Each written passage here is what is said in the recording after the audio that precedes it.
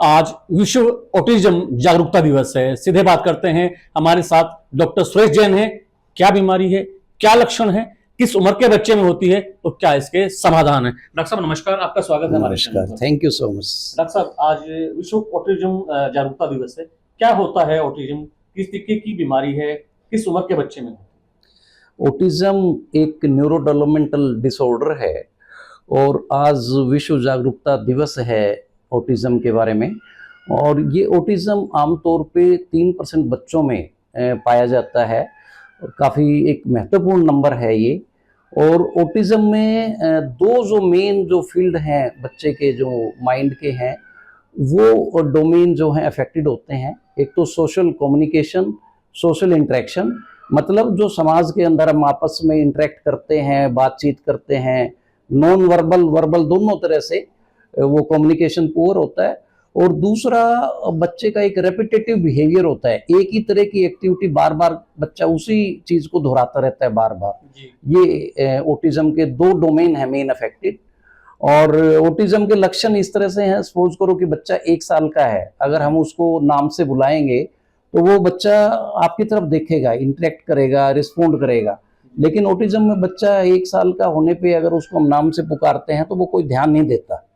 और दूसरा बच्चा मान लो कि 1.5 साल का हो गया वो, तो वो मीनिंगफुल शब्द बोलता है जिनका मतलब है, जैसे पापा को पापा, मम्मी को मम्मी, पानी को पानी, दादा को दादा। वैसे दादा दादा करता रहे उसकी वैल्यू नहीं है, लेकिन मीनिंगफुल शब्द जिनका वास्तव में मतलब हो, दादा को ही दादा पहचान करके, पापा को ही पापा।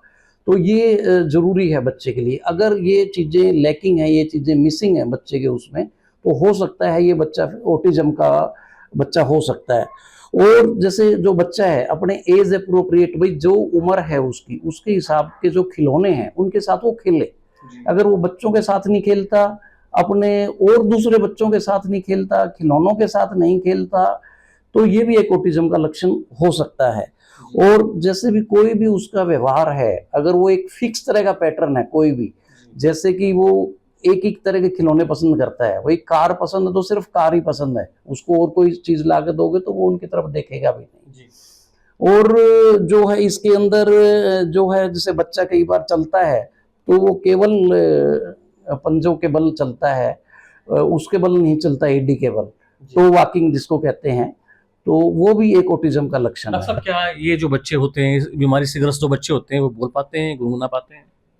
हाँ, इसमें यही एक वो है कि भाई अगर हमने बच्चों को पहले पकड़ लिया तो उनका विकास काफी हद तक नॉर्मल बच्चों की तरह ही होता है। और अगर हम इसको ट्रीट करने में और उसमें लेट हो जाते हैं तो फिर ये चीजें आगे चल के किसी बड़ी तकलीफ में बदल सकती हैं।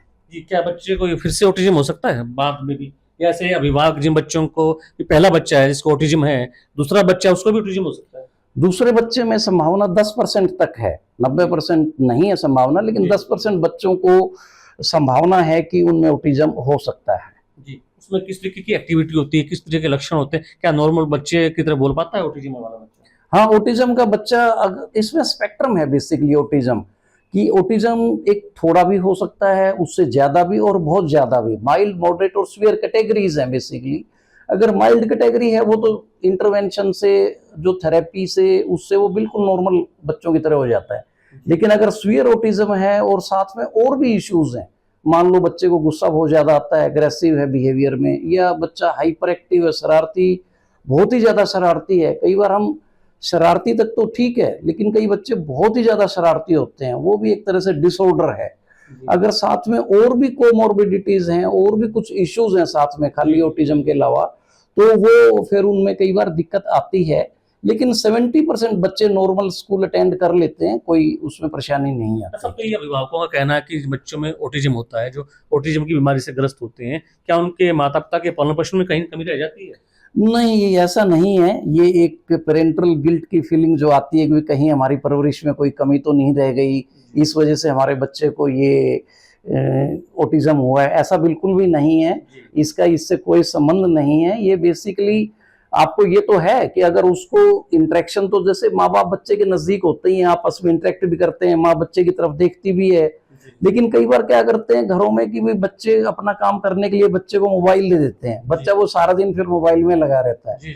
तो आईएपी ये कहती है भी 2 साल से बच्चे पहले किसी भी बच्चे को कोई भी किसी भी तरह का स्क्रीन नहीं इंट्रोड्यूस करना, चाहे वो मोबाइल हो, लैपटॉप हो, टीवी हो।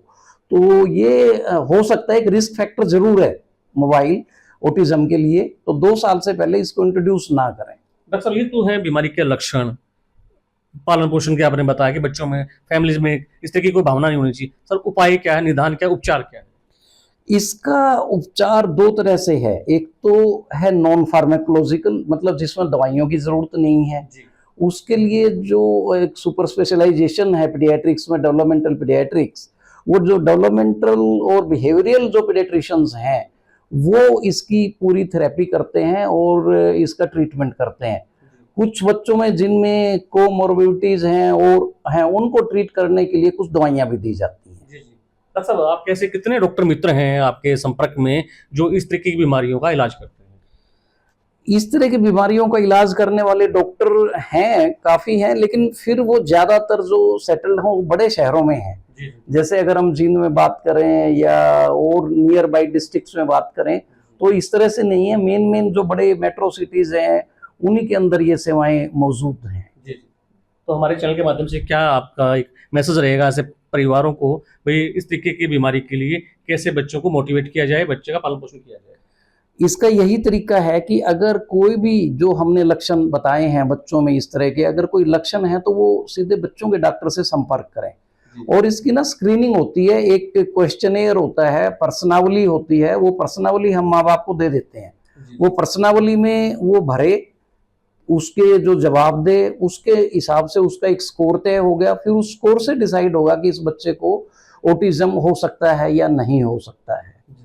तो ये अगर कुछ भी शक हो कि लगे कि वे बच्चा शाई है, शर्मीला ज्यादा है, कम्युनिकेशन में पुअर है, दूसरों से बातचीत करने में शर्माता है, बच्चों के साथ खेलता नहीं है, टॉयज के साथ खेलता नहीं है, एक ही तरह का व्यवहार बार बार कर रहा है, तो उन बच्चों को लेके चाइल्ड स्पेशलिस्ट के पास जरूर आएं, ताकि जल्दी से जल्दी हम इस बीमारी को पकड़ सकें और टाइमली कोई इंटरवेंशन कर सकें। शुक्रिया। ये थे हमारे साथ शिशु एवं बाल रोग विशेषज्ञ डॉक्टर सुरेश जैन, जिन्होंने बताया कि ऑटिज्म क्या बीमारी है और उस बीमारी से बच्चे को क्या परेशानी आ सकती है, और अभिभावक जो बच्चे के माता पिता है, जो दंपति हैं, इस बीमारी से अपने बच्चे से कैसे निजात दिला सकते हैं। हमारा भी हमारे चैनल के माध्यम से सभी से निवेदन है कि इस तरीके की जो बीमारी जो बच्चों में लक्षण दिखे तो अपने नजदीक के किसी भी बाल रोग विशेषज्ञ डॉक्टर के पास जाएं और अपने बच्चे का तुरंत से इलाज कराएं। मैं जींद से अपने सहयोगी इंदर के साथ संजय कुमार।